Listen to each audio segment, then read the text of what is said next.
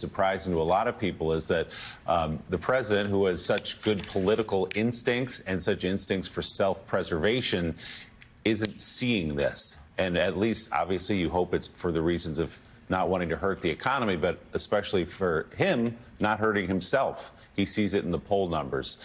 So he spoke yesterday, last night, in fact, marking that 100th day. It was kind of a campaign-style rally in Michigan, speaking for about 90 minutes, going through his usual list of grievances, his perceived enemies.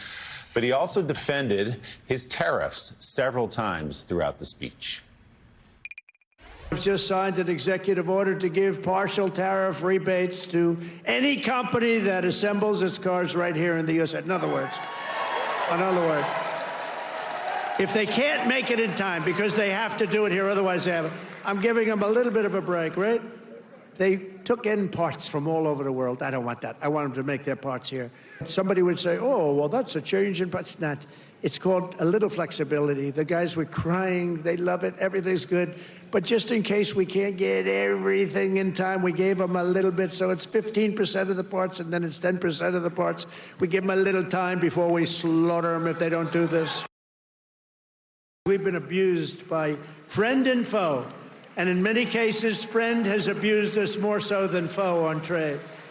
So I want to just let you know you're going to be very proud of this country very soon. And with my China tariffs, we're ending the greatest job theft in the history of the world. China's taken more jobs from us than any country has ever taken from another country. And that doesn't mean we're not going to get along. We get along with China.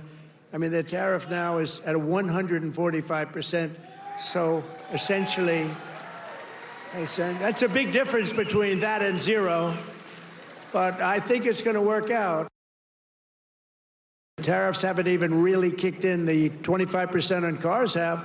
But you know what that means? That means that you're going to make the cars. We don't need the cars from outside. When they say, oh, sir, we want to send you a lot of cars, I said, we really don't want your cars. We really don't want. We want to make our own cars. That includes Canada. That includes Mexico, who have taken a tremendous amount of our business.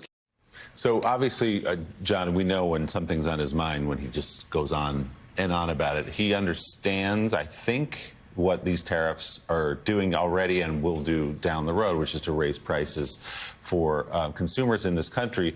But trying to make the sale in that room in Michigan that this will be good for you in the long run. You have to accept this short-term pain because that golden age, I promise you, is coming on the other side of it. Yeah, it was interesting to hear him speak last night, about 12 hours after we heard from the Treasury Secretary in the morning, talking about how deals are close and we're in these negotiations and we're in the home stretch for some of these. We know that's actually not true. China says there's no negotiations. No negotiations. Some progress has been made with India. There's Japan off and on. But the big one, China, there hasn't even been any talks. And in fact, President Trump keeps insisting that he's spoken to Xi Jinping of China, and Beijing has said, no, actually, you haven't.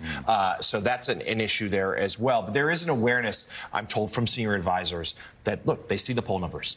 They're not panicking, but there's a concern here about the impact of tariffs having on the economy and then Trump's political standing. So, Jen Palmieri, you were there in Michigan last night for the president's event.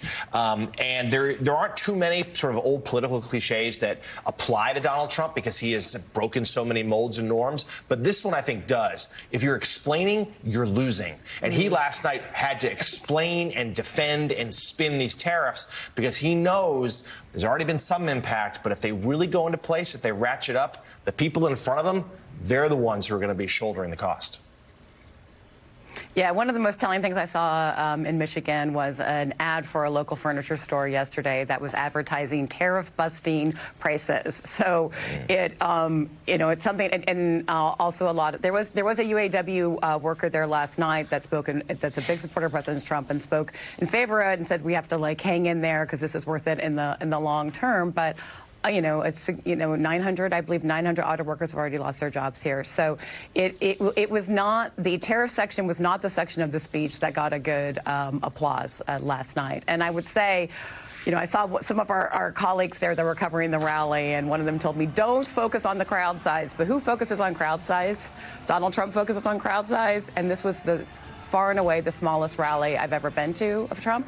Doesn't mean that there's still not a lot of support for him, but there was definitely a dutiful element to the rally, both in his delivery and the crowd's responses. You know, they wanted to hear about immigration. That's what got them excited. They wanted to hear about him saying that, you know, he's going to put a stop to gender nonsense. That got a good response. Crooked Joe was the biggest applause line of the night. It was not anything that he had to say about the economy.